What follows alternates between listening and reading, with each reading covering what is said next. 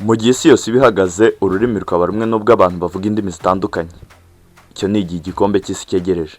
Kuva mu mihanda yo muri Kigali, Buenos Aires, Casablanca, London, Tokyo kugeza mu duce twitaruye two muri Afurika, Amerika na Aziya, hari ikintu kimwe gusa gihuza miliyari z'abantu. Urwo ni urukundo rw'umupira w'amaguru. Mu 2026 amateka mashya agiye kwandikwa. Bwa mbere mu mateka, ibihugu bitatu ari byo Leta Zunze Ubumwe za Amerika, Canada ndetse na Mexico bizakira irushanwa ry'igikombe cy'isi. Bwa mbere kandi amakipe 48 azahatanira ikamba ry'igihugu cyiza kurusha ibindi mu mupira w'amaguru. Bivuze ko inzozi nshya, amahirwe mashya n'inkuru nshya z'ubutwari bigiye kwandikwa ndetse bizasomwa imyaka myinshi. Hari abazaza bafite intego zo kurinda icyubahiro cyabo nka Argentine yegukanye igikombe cy'isi cya 2022, hari abazashaka gusubira ku ntebe z'ubwami nka Brazil, Ubudage ndetse na Espagne n'Ubufaransa. Hari n'abagiye kwitabira bwa mbere bafite inyota yo kwandika amateka mashya no kwereka isi ko nta nzozi zidashoboka. Ariko igikombe cy'isi si amarushanwa gusa, ni amarangamutima, ni amarere y'ibyishimo n'agahinda, ni abana bareba intwari zabo bwa mbere, ni ababyeyi bibuka ibihe byabahuje n'ababo bakunda imbere ya televiziyo. Ni igihugu cyose kizahagarara kigashyigikira ibendera ryacyo. Mu minsi 39 y'amarushanwa hazakinwa imikino 104 izahinduka amateka y'umupira w'amaguru. Hazaboneka ibitego bitangaje, ibihano bikomeye, impaka z'ubusifuzi, ubutwari budasanzwe ndetse n'inkuru zizibuka imyaka myinshi iri imbere. Niyo mpamvu twabateguriye iki cyegeranyo kugira ngo tubabwire byinshi kuri iki gikombe cy'isi. Ese ninde uzahaguruka ku itariki ya 19 Nyakanga 2026 kuri MetLife Stadium akazamura igikombe cy'isi imbere y'amaso ya miliyari z'abafana? Tubahaye ikaze mu kiganiro Opinion Panel cy'uyu munsi, aho tugiye kuganira ku byihariye kuri iki gikombe cy'isi gikomeje gukurura impaka mu batari bake na mbere y'uko gitangira. Amaso tuyahanga umukino wo gufungura uza guhuza ikipe y'igihugu ya Mexico n'iya Afurika y'Epfo iza kubera kuri Stade Azteca yo mu mujyi wa Mexico. Umukino uratangira saa 9 z'umugoroba itariki 11 z'ukwezi kwa gatandatu mu mwaka wa 2026. Iki gikombe cy'isi gifite udushya twinshi. Muri duke muri two twabashije kubategurira, reka tuhere ku mupira cyangwa se ballon izakinwa cyangwa se izakoreshwa muri iyi mikino. Uwo mupira witwa Trionda, wakozwe n'uruganda rwa Adidas ku bufatanye na FIFA. Trionda irimo amagambo abiri, harimo tri ndetse na onda.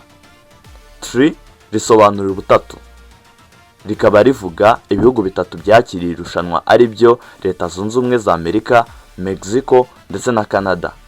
Onda ryo rikomoka ku ijambo risobanura umuhengeri cyangwa umuvumba, rigaragaza uburyo abafana bazamura amaboko ku bibuga aho baba bari gushyigikira amakipe yabo bakunda ndetse n'amakipe bari inyuma. Amabara n'ibimenyetso biyiriho, hariho ibara ry'umutuku rihagarariye igihugu cya Canada, icyatsi n'ikimenyetso cy'ikizu bihagarariye Mexico, ubururu n'inyenyeri bihagarariye Leta Zunze Ubumwe za Amerika. Harimo n'ibara rya zahabu rihesha icyubahiro igikombe cy'isi. Uyu mupira ufite ikoranabuhanga ritangaje, aho uyu mupira urimo sensor y'ikoranabuhanga arizo motion sensor ikora inshuro 500 buri segonda. Ifasha abasifuzi n'ikoranabuhanga rya VAR kumenya neza igihe umupira ukozweho n'umukinnyi. Ibi bifasha cyane gufata ibyemezo byerekeye offside, gukorwaho n'ukuboko n'ibindi bibazo by'impaka. Uyu mupira ufite ibice 4 gusa, panels bifatanyijwe n'ubushyuhe, bikaba ari byo bike kurusha indi mipira yose yakoreshejwe mu gikombe cy'isi cy'abagabo. Ibi bituma ugira umutekano mu kuguruka, kugenzura neza umupira no kuwutera neza. Wujuje ibisabwa bya FIFA Quality Pro, bisobanuye ko ugeragezwa ku buringanire bwawo, uko usubira inyuma yo kwikubita hasi, uko ubika umwuka n'ubushobozi bwo kwihanganira imikino yo mu rwego rwo hejuru. Muri make, Trionda ntabwo ari umupira usanzwe, ni umupira uhuza umuco w'ibihugu bitatu byakiriye igikombe cy'isi cya 2026 ndetse n'ikoranabuhanga rigezweho, ugamije gutuma umukino uba mwiza kandi uboneke neza ndetse no koroshya ibyemezo by'abasifuzi. Mu gikombe cy'isi cya FIFA 2026 kandi hari amategeko mashya yashyizweho kugira ngo umukino urusheho kwihuta, ube mwiza kandi hagabanuke gusesagura igihe. Dore ay'ingenzi nuko asobanurwa. Umunyezamu yemerewe gufata umupira amasegonda 8 gusa. Iyo umunyezamu amaze gufata umupira neza aba afite amasegonda 8 yo kurekura. Umusifuzi azatangira kubara amasegonda 5 ya nyuma azamuye ukuboko. Naramuka yarengeje, ikipe bahanganye ihabwa corner cyangwa se corner kick. Ibi bije kugabanya igihe umunyezamu yataga mu gihe ikipe ye iri gutsinda, aho atazongera kubikora igihe kirekire nk'uko byahoze. Itegeko rya kabiri nuko kurengura cyangwa se throw in na goal kick bigomba gukorwa vuba. Iyo umusifuzi abonye ko hari uguta igihe nkana, azatangira kubara amasegonda 5. Niba throw in idakozwe mu gihe cy'ayo masegonda, umupira uzahabwa indi kipe. Niba goal kick idakozwe muri ayo masegonda kandi, ikipe ihanganye n'iyo ngiyo izahabwa corner. Itegeko rya gatatu nuko umukinnyi usimbuwe agomba gusohoka mu masegonda 10.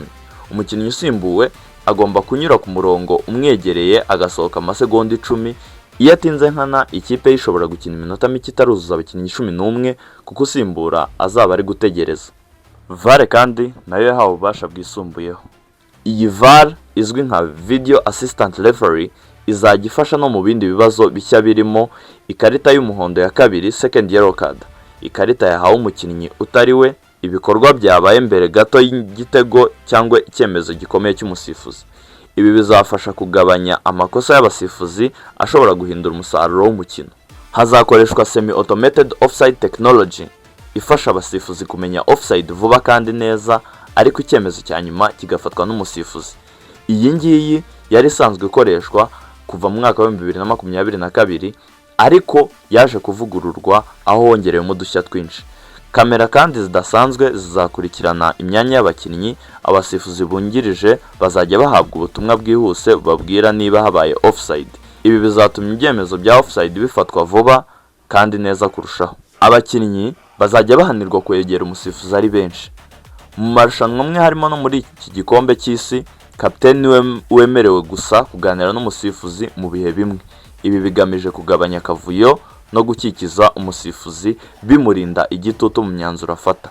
Gupfuka umunwa mu gihe cy'impaka bishobora kuvamo ikarita itukura. Izi ngamba zikaba zarashyizweho na FIFA mu rwego rwo kurwanya imvugo z'ivangura cyangwa ibitutsi bitagaragara. Umukinnyi uzapfuka umunwa mu gihe cy'impaka zikomeye n'umusifuzi cyangwa undi mukinnyi mugenzi we ashobora guhanwa bikomeye. Kamera z'abasifuzi cyangwa se ref cam zizakoreshwa, aho umwihariko nuko bamwe mu basifuzi bazazambara ku mutwe.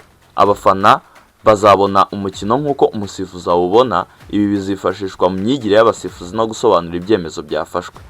Aya mategeko mashya agamije kugabanya guta igihe, gufasha abasifuzi gufata ibyemezo byiza, kongera umuvuduko n'ubwiza bw'umukino, kurushaho kurinda ubupfura n'ubwubahane mu kibuga, ndetse n'ibindi byinshi, aho bivugwa ko bizahindura uburyo amakipe akinamo ndetse n'uko abafana bakurikirana umupira w'amaguru. Mu bindi byihariye bizaba muri iki gikombe cy'isi twavugamo nka half time show. Mu mateka y'igikombe cy'isi kuva mu mwaka w'1930 ntihigeze habaho half time show ku mukino wa nyuma, ariko kuwa 19 Nyakanga 2026 FIFA izakora half time show bwa mbere mu mukino wa nyuma uzabera muri New York New Jersey Stadium yiswe MetLife Stadium. Umukino uzakina iminota 45 ya mbere nk'ibisanzwe. Igice cya mbere kirangiye, abakinnyi bazajya mu rwambariro. Abategura igitaramo bazihutira gutegura urubuga rw'umuziki. Abahanzi bazaririmba indirimbo zabo imbere y'abafana muri stade n'abarebera kuri televiziyo. Igitaramo nikirangira, urubuga ruzakurwaho, hanyuma umukino ukomeze mu gice cya kabiri. FIFA yatangaje ko igitaramo kizayoborwa na Chris Martin wo mu itsinda rya Coldplay. Aba bahanzi bakuru bazitabira ni Shakira, Madonna ndetse n'itsinda rya BTS. FIFA yavuze ko iki gitaramo kizaba imbona nkubone ku isi yose. Hari impamvu nyinshi hatekerejwe gushyira iki gitaramo. Impamvu ya mbere ni uguhuza umupira n'imyidagaduro. Muri Amerika, imikino ikomeye nka Super Bowl ikunze kugira half time show zikurikirwa n'abarenga miliyoni nyinshi. FIFA ishaka ko igikombe cy'isi kiba igikorwa gikomeye cy'umuco n'imyidagaduro. Ingingo ya kabiri ni ugukusanya inkunga. Iki gitaramo kizashyigikira FIFA Global Education Fund, ikigega cyashyizweho kigamije gufasha abana kubona uburezi n'amahirwe yo gukora umupira. FIFA yavuze ko amafaranga ava mu matike azafasha uwo mushinga. Ingingo ya gatatu ni ugukurura abantu benshi, aho hari abo bitezwe yuko bazaba badakunda umupira w'amaguru nyamara wenda bakururwa n'ibyo bitaramo, aho nabo bazisanga muri icyo gika badashyigikiye gusa ibihugu kuko wenda baba babikunda, ahubwo banakurikiye umuziki kubera yuko bawukunda kurushaho. Ibi bikaba bizatwara igihe aho ubusanzwe ikiruhuko hagati y'ibice bibiri mu mupira w'amaguru kimara iminota 15, ariko kubera half time show bamwe bavuga ko gishobora kongerwaho kikagera ku minota 25 cyangwa 30. FIFA ntabwo iratangaza igihe nyacyo kizakoreshwa. Ibi ngibi hari abatarabyishimiye kuko bamwe bavuga yuko umupira w'amaguru ugomba kugumana umuco wawo, abandi bakavuga yuko kurambura ikiruhuko bishobora guhungabanya abakinnyi, abandi bakongeraho yuko umukino wa nyuma ugomba kwibandwaho kurusha igitaramo, ariko abandi bakavuga yuko bizatuma igikombe cy'isi kirushaho kuba igikorwa cy'isi yose kandi bizatanga ubutumwa bw'ubumwe n'ubufatanye ndetse kandi bizafasha ibikorwa byinshi by'uburezi mu bana. Tubararikiye gukurikirana umukino w'igikombe cy'isi, tubashimira yuko mudahwema gukurikirana ibiganiro bya Opinion Panel, tubasaba ngo mukomeze kubana natwe no mu yandi makuru agenda atambuka. Murakoze cyane.